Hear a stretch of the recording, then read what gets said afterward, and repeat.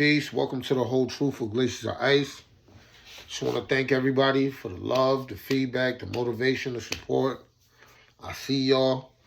I'm about to finish this year strong, come back with some content, kill them in 2026.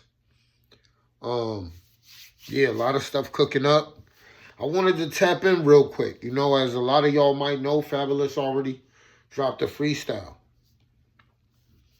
You know, and the first disc of this whole thing is already a chess match. I said that I believe there's going to be a Royal Rumble style mixtape / DVD era reloaded situation going on in New York. And it's already starting to manifest itself. Of course, 50 Cent came out, I want to say a few days ago.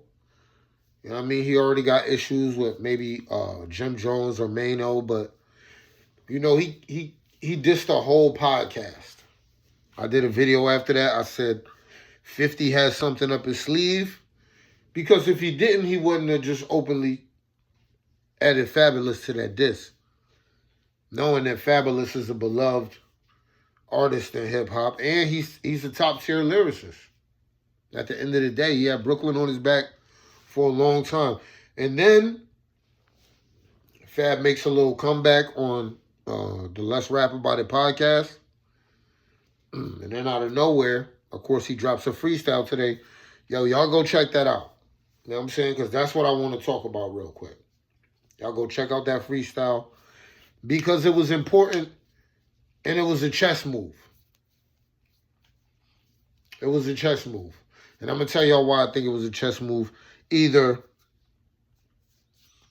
Fabolus knew 50 Cent was going to drop that video that he dropped this morning, featuring Chef G, Sleepy Hollow, and Jeremiah. I believe that's going to be the theme song for 50's new television show, Fightland. So either Fabolus knew that 50 Cent was dropping that and deliberately dropped his freestyle after that. You know what I'm saying? When you want to get somebody's attention, you don't just throw shots at them. You take up some of their airtime. And I feel like that's what Fabolus did. I heard the freestyle. It sounded like he executed. That's another thing I want to talk about, right? So, oh yeah, before I get to that, right?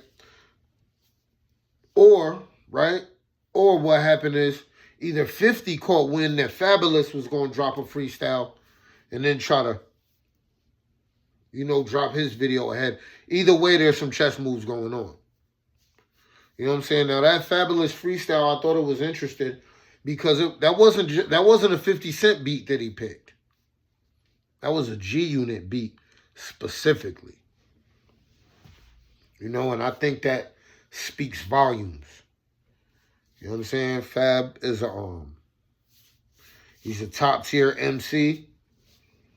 And I didn't know if he was gonna be, you know, even though he does business with Jim Jones over here and they cool, I didn't think he was gonna be willing to, you know, rock with Jim to the point that he was gonna go up against 50 with him. But what do I know? You know what I'm saying? If y'all pay attention to the booth Fabolus was in, you know a rapper is serious when he's not in no big studio with no females and no bottles. And that booth Fabolus was in looked like a phone booth, yo. That's the type of situation you in as an artist when you locked in and you there to just put work in. Aside from him dropping the same day that 50 dropped, you know, dropping it on a G-Unit beat, you know what I'm saying? And really being down in the dungeon in the studio. I mean, if you really listen to the song, he was taking all of the jabs he needed to take at 50. Fabolus has officially entered the battle for New York.